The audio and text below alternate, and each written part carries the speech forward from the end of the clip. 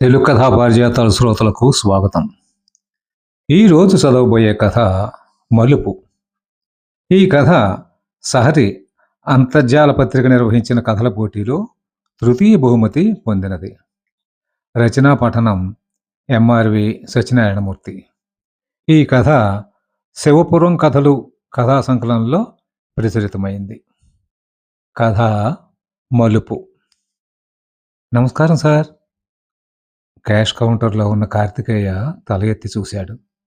ఎదురుగుండా అమ్మవారి దేవస్థానం గుమాస్తా సుధాకర్ కనిపించాడు.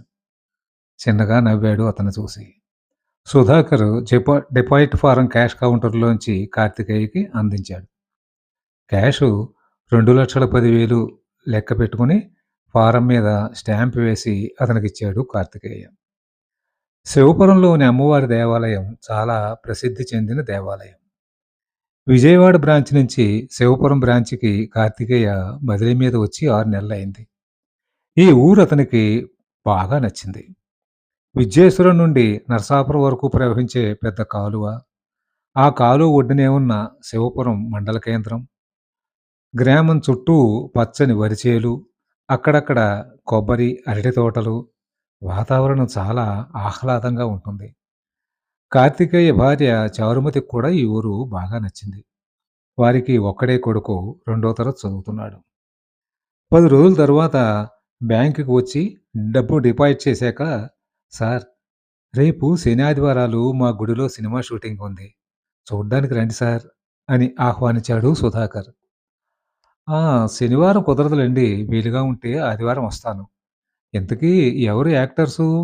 పని చేసుకుంటూనే అడిగాడు కార్తికేయ. "ఆ! సినిమా పేరు కూడా సరిగ్గా తెలీదండి. కానీ హీరో శ్రీకర్ అండి. హీరోయిన్ హిందీ అమ్మాయి అని తెలిసింది" అన్నాడు సుధాకర్. బదులుగా నవ్వి తన పనిలో నిమగ్నమయ్యాడు కార్తికేయ. లంచ్ టైంలో బ్యాంక్ స్టాఫ్ కూడా గుడిలో షూటింగ్ గురించి మాట్లాడుకున్నారు. సినిమా హీరో శ్రీకర్ 2 చిత్రాలు ఇటీవలే సూపర్ హిట్ అవ్వడంతో అతనికి మంచి పేరు వచ్చిందని, 10 సంవత్సరాల నుంచి ఫీల్డ్‌లో ఉన్నారా అనే గుర్తింపు ఈ 2 సంవత్సరాల్లో వచ్చిందని స్టాఫ్ మాట్లాడుకోవడం విని మౌనంగా ఉన్నాడు కార్తికేయ. శనివారం బ్యాంకు కూడా పెద్దగా రష్ లేదు.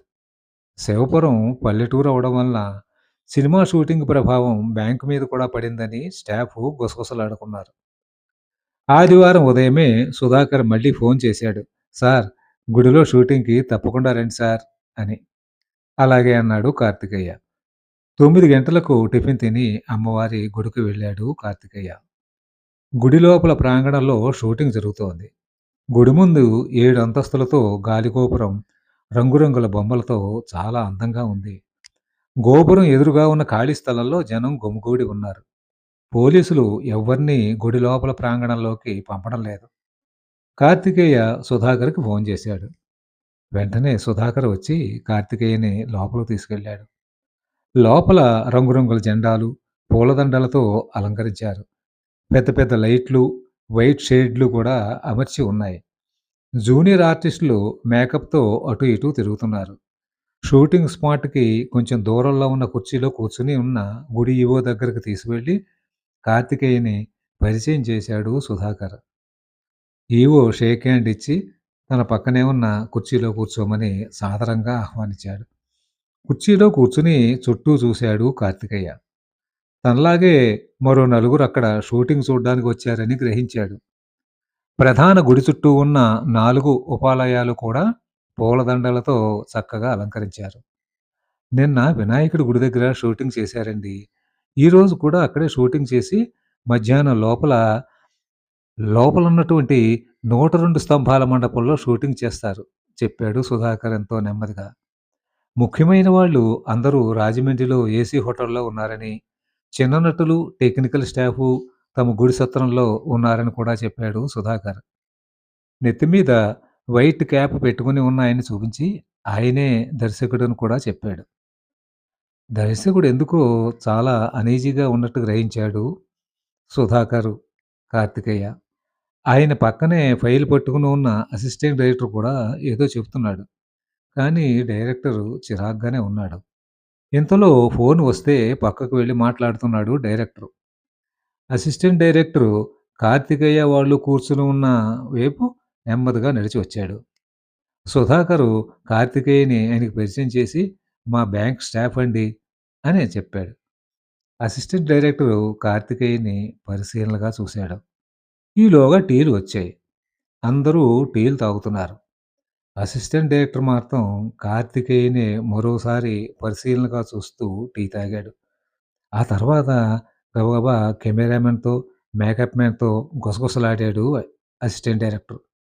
వాళ్ళు కూడా కార్తికేయని పరీక్షగా చూసి చిరునవ్వు నవ్వారు. వెంటనే అసిస్టెంట్ డైరెక్టర్ గబగబా డైరెక్టర్ దగ్గరికెళ్ళి కార్తికేయని చూపించి నెమ్మదిగా ఆయన చెవిలో చెప్పాడు. ఆయన కార్తికేయ దగ్గరగా వచ్చి అతన్ని చూసి సంతృప్తి వ్యక్తం చేశారు. 5 నిమిషాలు గడిచేసరికి అసిస్టెంట్ డైరెక్టర్ కార్తికేయని సత్రవ గదిలోకి తీసుకెళ్ళాడు. అక్కడ డైరెక్టరు, కెమెరామాను, మేకప్ మ్యాను అందరూ ఉన్నారు. "సార్, మా సినిమాలో చిన్న వేషం ఉంది వేస్తారా?" అడిగాడు డైరెక్టర్. కార్తికేయ ఒక్కసారి ఆశ్చర్యపోయి, "నేనా?" అన్నాడు. విషయం చెప్పమన్నట్టుగా అసిస్టెంట్‌కి సైగ చేశాడు డైరెక్టరు. ఏమీ లేదు సార్. మా హీరో గారి మదర్‌కి ఒంట్లో బాగుండలేదని ఫోన్ వచ్చింది. హీరో గారు అర్జెంట్‌గా హైదరాబాద్ వెళ్ళిపోయారు. ఆయనతో చేయవలసిన షూటింగు మిగిలుంది. మరలా ఇంతమంది టీమ్‌తో ఇక్కడికి రావాలంటే చాలా ఇబ్బంది. హీరోయిన్ డేట్స్ కూడా దొరకవు. అందుకని మీరు హీరో గారి డూప్‌గా యాక్ట్ చేస్తే మేము షూటింగ్ పూర్తి చేసుకొని వెళ్ళిపోతాం. హీరోయిన్‌తో 5, 6 షాట్లు ఉంటాయి. మీకు పారితోషికం కూడా 25,000 ఇస్తాం. మీ పోలికలు మా హీరో గారికి చాలా దగ్గరగా ఉన్నాయి. అందుకనే మిమ్మల్ని రిక్వెస్ట్ చేస్తున్నాం" అన్నాడు అసిస్టెంట్ డైరెక్టర్. వాళ్ళ సెలక్షన్ కూడా కరెక్టే. కార్తికేయ బాగా పొడగరి. మంచి రంగు ఉన్న మనిషి. పైగా అందగాడు. 2 నిమిషాలు ఆలోచించాడు కార్తికేయ. చివరికి సరే అన్నాడు. అది అతని చిరకాల కోరిక. వెంటనే అతన్ని మేకప్ రూమ్‌లోకి తీసుకువెళ్లారు.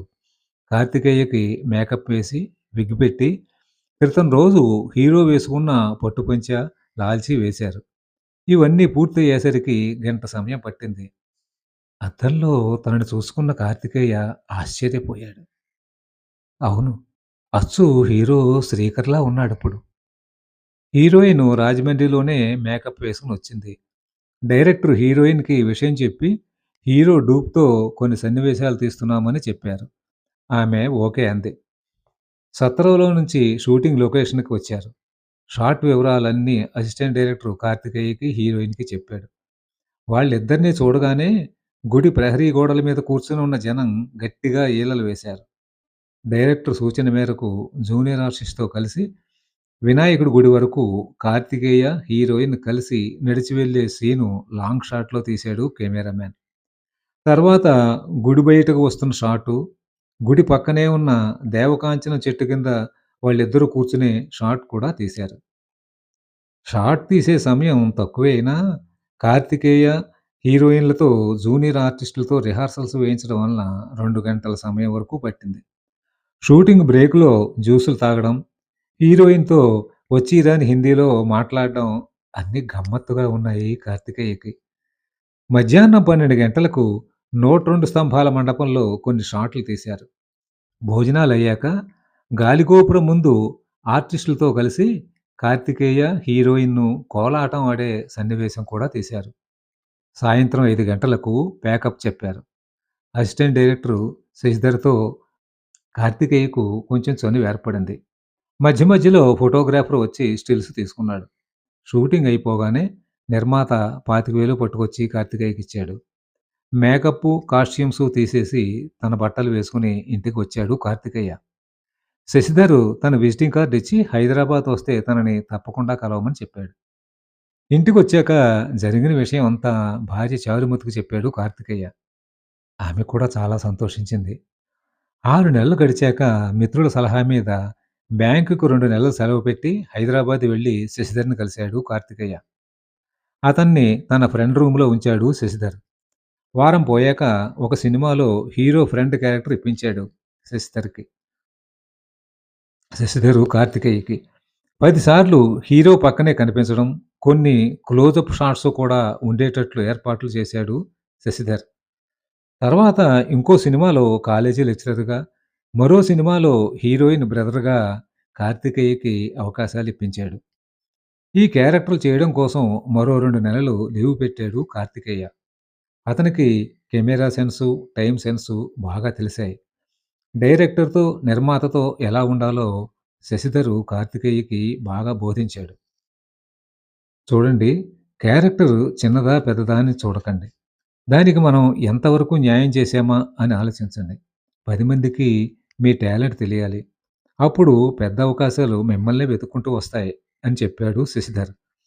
4 నెలలు గడిచాక శివపురం వచ్చి భార్యతో, నేను బ్యాంకుకి లాంగ్ లీవ్ పెట్టాలనుకుంటున్నాను. సినిమా రంగంలో స్థిరపడడానికి గట్టిగా కృషి చేయాలని కూడా అనుకుంటున్నాను అని అన్నాడు. ఆమె కూడా అంగీకరించింది. బ్యాంకుకి లాంగ్ లీవ్ పెట్టి హైదరాబాద్ మకాం మార్చాడు కార్తికేయ. చారుమతి అన్నగారు కూడా హైదరాబాద్‌లోనే ఉన్నాడు. కాలేజీ రోజుల్లో నాటకాల్లో నటించి బహుమతులు తెచ్చుకోవడమే కాకుండా ఇంటర్ కాలేజీ నాటక పోటీల్లో కూడా తన ప్రతిభ చూపి బెస్ట్ యాక్టర్ అవార్డు సాధించాడు కార్తికేయ. ఆ అనుభవమే ఇప్పుడు సినిమాల్లో ఉపయోగపడుతోందని అతనికి అర్థమైంది. 2 ఏళ్లు గడిచేసరికి సినిమాల్లో బాగా నిలదొక్కుకున్నాడు కార్తికేయ. అనుకోకుండా ఒక ఎన్ఆర్ఐ యువకుడు కొత్త కథాంశంతో శశిధర్‌ని డైరెక్టర్‌గా పెట్టి సినిమా తీయడానికి ముందుకొచ్చాడు. శశిధర్ కార్తికేయని పిలిపించి ఆ యువకుడికి పరిచయం చేశాడు. కార్తికేయని చూడగానే అతను బాగా ఇంప్రెస్ అయిపోయి, "నువ్వే మా సినిమాలో హీరో" అన్నాడు ఆనందంగా. జీవితంలో రెండోసారి ఆశ్చర్యపోయాడు కార్తికేయ. ఒకసారి హీరోకి డూప్‌గా వేశాడు. ఇప్పుడు డైరెక్ట్‌గా హీరో. తన కల నిజమయ్యే రోజులు వచ్చాయని చాలా సంబరపడ్డాడు కార్తికేయ. కొత్త అమ్మాయిని హీరోయిన్‌గా పెట్టారు. చిన్న చిన్న నటీనటులతో 6 నెలల్లో మొత్తం సినిమా పూర్తి చేశాడు శశిధర్. ఈ సినిమా ముగ్గురు జీవితాలతో ముడిపడి ఉంది. ఒకరు శశిధర్, 2 కార్తికేయ, 3 నిర్మాత ఎన్ఆర్ఐ యువకుడు. కథ కొత్తగా ఉండడం, నటీనటులు అందరూ వారి పాత్రల్లో ఒదిగిపోయి నటించడం వలన ప్రేక్షకులకు సినిమా చాలా బాగా నచ్చింది. టీవీ ఛానల్స్‌లో కూడా మంచి పబ్లిసిటీ ఇవ్వడం సినిమా విజయానికి కూడా మరో కారణమైంది. ప్రధాన వ్యక్తులు ముగ్గురు కూడా సంతోషించారు. మర్నాడు ఉదయమే కార్తికేయ శశిధర్ ఇంటికి వెళ్లి పెద్ద పూలదండ అతని మెడలో వేసి అతని పాదాలకి నమస్కరించాడు. సార్, నాలోని నటుడిని గుర్తించి నా జీవితాన్ని మలుపు తిప్పిన మహా వ్యక్తి మీరు. మీ మేలు ఎన్నడూ మర్చిపోను సార్ అన్నాడు కార్తికేయ గాద్గీకంగా. అతన్ని అక్కున చేర్చుకున్నాడు శశిధర్. చూడు, నీలో ప్రతిభ ఉంది. కష్టపడ్డావు. పైకి వచ్చావు. కానీ ఒకటి గుర్తుంచుకో. అహంకారాన్ని దగ్గరకు రానీయకు. వినయాన్ని వదలకు. వృత్తిని దైవంగా నమ్ముకో అన్నాడు శశిధర్. కురుక్షేత్రంలో కృష్ణుడికేసి చూసిన అర్జునుడిలా అతనికేసి భక్తిగా, ఆరాధనగా చూశాడు కార్తికేయ. కథ సమాప్తం. కథ మీకు నచ్చితే లైక్ చేయండి, షేర్ చేయండి, సబ్స్క్రైబ్ చేయండి. ధన్యవాదాలు.